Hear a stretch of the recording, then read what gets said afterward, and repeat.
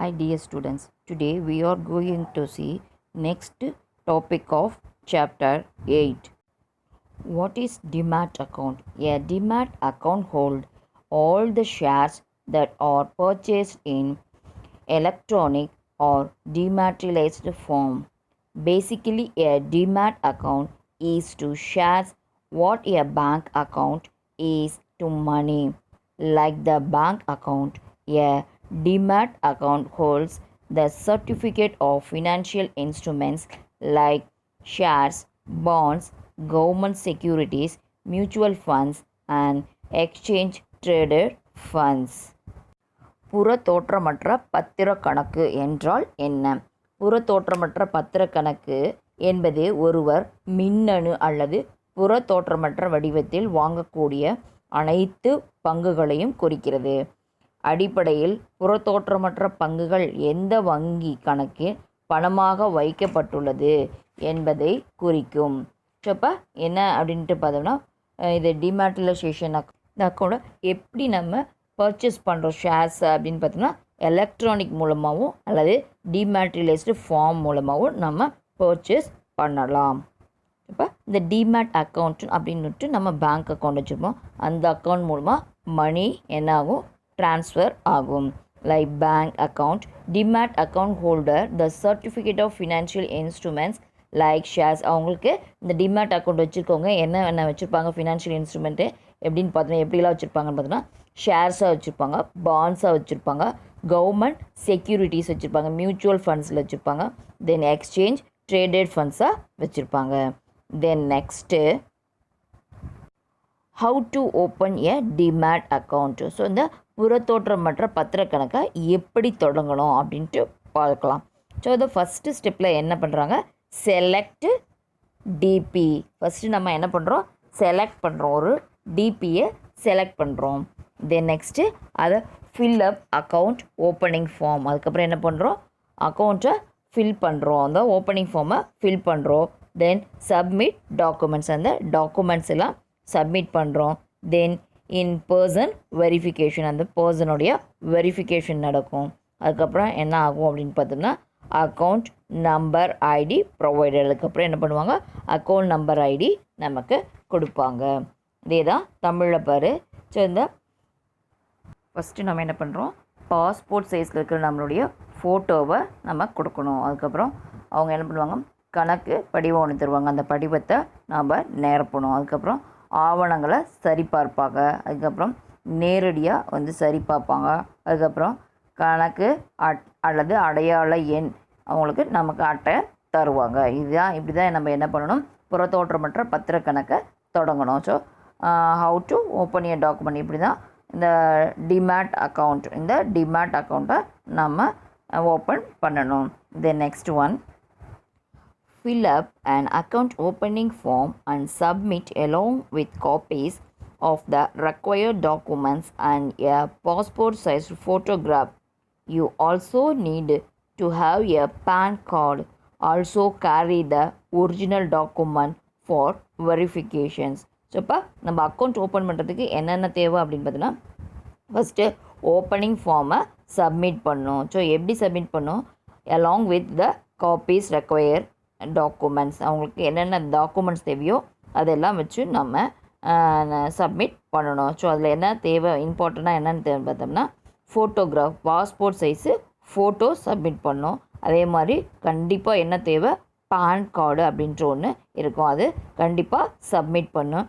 அது இல்லாமல் அவங்க கேட்டிருக்க ஒரிஜினல் டாக்குமெண்ட்ஸை வெரிஃபிகேஷனுக்கு நம்ம கொடுக்கணும்.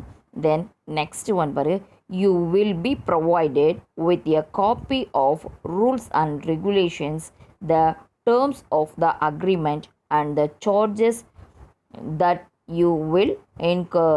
ஸோ அப்போ இங்கே என்ன தேவை? you will provided with a copy of rules and regulations. அவங்களுக்கு ப்ரொவைட் பண்ணும் அந்த ரூல்ஸ் அண்ட் ரெகுலேஷன்ஸ் என்னென்ன இருக்குது, இந்த டேர்ம்ஸ் ஆஃப் அக்ரிமெண்ட் எவ்வளோ நாளுக்கு இருக்குது, அதுக்கு எவ்வளோ சார்ஜஸ் பண்ணுவாங்க அப்படின்றது நம்ம அங்கே ஓகே சொல்லி தான் நம்ம அக்கௌண்ட்டு ஓப்பன் பண்ண முடியும். தென் next one, during the process and in person verification would be carried out. Members of a DP's staff would contact you to check the details provided in the account opening form. The processing timeல அந்த பிரதிநிதி சரிபார்ப்பு மேற்கொள்ளப்படும். அந்த person தானா அப்படின்ற verification நடக்கும். தென் அந்த நபர் தொடர்புகள்ட்டு அந்த படிவத்தில் வழங்கப்பட்ட விவரங்களை கேட்டு சரி பார்ப்பாங்க. ஸோ அந்த ஃபார்மில் என்னென்ன ஃபில் பண்ணியிருக்கோம் அதெல்லாம் சொல்லி சரியாக இருக்கா அப்படின்ட்டு அவங்க அந்த பர்சன்ஸ்கிட்ட கேட்பாங்க. Then next one, once the application is processed the DP will provide you with an account number or client ID. You can use the details to access your demat account online. இந்த ஃபார்மை செயல்படுத்தப்பட்டதுன்னு அவங்க என்ன பண்ணுவாங்க, அந்த பங்கேற்பாளரை அமைப்பு வாடிக்கையாளருக்கு ஒரு கணக்கு எண் அல்லது அவங்களுக்கு என்ன தருவாங்க, ஒரு கணக்கு எண்ணோ அல்லது இணையதள முகவரியோ வழங்குவாங்க. ஸோ அவங்களுக்கு ஒரு அக்கௌண்ட் நம்பரும் அல்லது ஆன்லைனில் ஒரு நம்பரும் அவங்களுக்கு ஐடியும் அவங்களுக்கு தருவாங்க. ஸோ அந்த ஐடி மூலமாக அவங்க என்ன பண்ணுறாங்க, அந்த கணக்கை அணுகி அந்த விவரங்களை பயன்படுத்திக்கலாம். தென் next one, as a demat account holder you would need to pay some fees like the annual maintenance fee levied for maintenance of account and the transaction fee levied for debating securities, and form that account on a monthly basis. These fees differ from every service provider. While some DPs charge a fault fee per transaction, others peg the fee to the transaction value and are subject to a minimum amount. The fee also differ based on the kind of transaction. In addition to the other fee, the DPs also charges a fee for converting the shares from the physical to the electronic form or vice versa. இந்த demat account வச்சுருக்கிறவங்க அவங்க கணக்கை பராமரிக்கிறதுக்கும் அந்த பரிவர்த்தனையை நடத்துறதுக்கும் சில வருஷம் பணம் கட்ட வேண்டிய அவசியம் இருக்குது. இந்த சேவை என்ன பண்ணுறாங்க, இந்த சேவை கட்டணம் ஒரு சேவை வழக்கறிஞரிடமிருந்து அவங்க வைப்பு பங்கேற்பாளர் வேறுபடுத்தப்படுகிறது. ஸோ அந்த வழக்கறிஞருக்கும் வைப்பு பங்காளருக்கும் வேறுபடுத்தப்படுகிறது. ஸோ அப்போ சில வைப்பக பங்கேற்பாளர் ஒரு மாதிரியான கட்டணம் வசூலிக்கும் போது அப்போ பங்கேற்பாளர்கள் எப்படி வசூலிக்கிறாங்கன்னா ஒரே மாதிரியான கட்டணம் தான் எல்லாத்துக்கும் வசூலிக்கிறாங்க. மற்றவர்கள் பரிவர்த்தனை மதிப்புக்கேற்ப வசூலிக்கிறார்கள். ஸோ அப்போ அவங்கவுங்க பரிவர்த்தனை எந்த மாதிரியான டிரான்சாக்ஷன் பண்ணுறாங்களோ, எவ்வளோ அமௌண்ட்டும் டிரான்சாக்ஷன் பண்ணுறாங்களோ அதற்கு தகுந்த மாதிரி அவங்க என்ன பண்ணுறாங்க, அமௌண்ட்டு கலெக்ட் பண்ணுறாங்க. இந்த கட்டணம் எப்படி இருக்குது அப்படின்னு பார்த்தீங்கன்னா அந்த வகையை அடிப்படையாக கொண்டு மற்ற விற்பனை செய்தலுக்கு வேறுபாடாகவும் இருக்குது. இந்த ஃபார்ம்ஸை எப்படி கன்வெர்ட் பண்ணுறாங்க அப்படின்னு பார்த்தோம்னா அதுக்கு அந்த ஃபிசிக்கல் ஃபார்மில் இருந்து எலக்ட்ரானிக் ஃபார்முக்கு கன்வெர்ட் பண்ணுறதுக்கு அவங்க சம் சார்ஜஸ் என்ன பண்ணுறாங்க, கலெக்ட் பண்ணுறாங்க. தென் next one, minimum shares. A demat account can be opened with no balance of shares. It also does not require that a minimum balance be maintained. என்ன பண்ணுறாங்க, குறைந்தபட்ச பங்குகள் எப்படி இருக்கும் அப்படின்னா இந்த புறத்தோற்றமற்ற பங்கு கணக்கு துவங்க குறைந்தபட்ச இருப்பு பராமரிக்க வேண்டியது தேவையில்லை. ஸோ மினிமம் பேலன்ஸ் அப்படின்னு ஒன்று இருக்கணுன்ற அவசியம் இல்லை இந்த அக்கௌண்ட் ஓப்பன் பண்ணுறதுக்கு.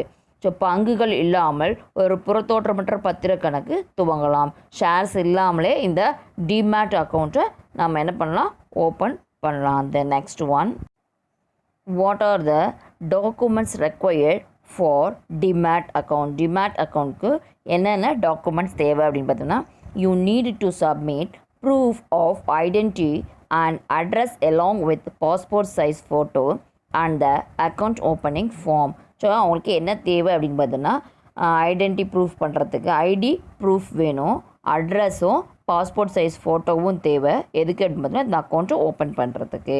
Only photo copies of the documents are required. So xerox copy மட்டும் அந்த டாக்குமெண்ட்ஸ்க்கு அவங்களுக்கு தேவையாக இருக்குது சப்மிட் பண்ணுறதுக்கு. But originals are also required for verification. ஆனால் ஒரிஜினல்ஸு நம்ம வச்சுருக்கணும். எதுக்கு அப்படின்னு பார்த்தோம்னா வெரிஃபிகேஷன், அந்த வெரிஃபிகேஷனுக்கு அந்த ஒரிஜினல் தேவை. தென் next one, proof of identity, PAN card, voter ID, passport, driver's license, bank attestation, IT return, electricity bill, telephone bill, ID cards with applicant's photo issued by the central or state government and its departments, statutory or regulatory authorities, public sector undertakings, scheduled commercial bank, public financial institution, colleges affiliated to universities or professional bodies such as ICAI, ICWAI, ICSI, Bar Council, etc. சோப்பா என்னென்ன ID proof வேணும் அப்படின்னு பார்த்தோம்னா நமக்கு PAN card வேணும், voter ID வேணும், passport வேணும், then drivers licence, bank attestation, ID returns, electricity bill, telephone bill, ID card with applicant photo issued. So இதுலலாம் நமக்கு ஏதாவது கேட்பாங்க, அது நம்ம கொடுத்தா போதும். அதில் என்ன வேணும், அந்த அப்ளிகண்ட்டோடைய ஐடியோடு இருக்கணும், ஃபோட்டோவோட அந்த இருக்கணும். இது யார் இஷ்யூ பண்ணதாக இருக்கணும், சென்ட்ரல் கவர்மெண்ட்டோ அல்லது ஸ்டேட் கவர்மெண்ட்டோ அவங்க இஷ்யூ பண்ணதாக இருக்கணும். அதே மாதிரி வேறு என்னென்னலாம் தேவை அப்படின்னு பார்த்தீங்கன்னா இது ஷெட்யூல் என்னென்ன இருக்குது, commercial bank, public financial institution, college affiliated universities, so professional bodies, இந்த மாதிரி அவங்க கொடுத்ததாகவும் இருக்கலாம். Then next one, proof of address, ration card, passport, voter ID card, driving license, bank passbook or bank statement, verified copies of electricity bill, residence telephone bills, leave and license agreement or agreement for sale, self-declaration by High Court or Supreme Court judges, identity card or a document with address issued by the central or state government and its departments, statutory or regulatory authorities, public sector undertakings, scheduled commercial banks, public financial institutions, colleges affiliated to universities, professional bodies such as ICAI, ICWAI, Bar Council, etc. So நமக்கு ID proof, address ID ப்ரூஃப்க்கு என்னென்ன தேவை அப்படின்னு பார்த்தீங்கன்னா நம்மளுடைய address எங்கெங்கே இருக்கும் government issue பண்ணதில். So ration கார்டில் இருக்கும், பாஸ்போர்ட்டில் இருக்கும், ஓட்டர் ஐடி கார்டில் இருக்கும், டிரைவிங் லைசன்ஸ் இருக்கும், பேங்க் பாஸ்புக்கில் இருக்கும் அல்லது பேங்க் ஸ்டேட்மெண்ட்டில் இருக்கும். அந்த மாதிரி எலக்ட்ரிசிட்டி பில் நம்ம கட்டியிருந்தோம்னா அதில் நம்ம அட்ரஸ் இருக்கும், ரெசிடென்ட் டெலிஃபோன் பில்லில் இருக்கும். ஸோ இந்த மாதிரி இதில் இருக்கக்கூடியது எல்லாமே அவங்க என்ன பண்ணிக்கிறாங்க, அக்ரி பண்ணிக்கிறாங்க நம்மளுடைய அட்ரஸை ப்ரூஃப் பண்ணுறதுக்கு. தீஸ் ஆர் ஆல் த, இதெல்லாம் தான் என்ன அப்படின்ட்டு பார்த்தோம்னா டிமேட் அக்கௌண்ட்டு எப்படி ஓப்பன் பண்ணலாம் அப்படின்றதுக்கு ஆன IDs. So how to open a demat account, இப்படி தான் டிமேட் அக்கௌண்ட்டு நம்ம ஓப்பன் பண்ண முடியும். Now we completed the chapter 8. Okay dear students, we can meet in next class in next chapter.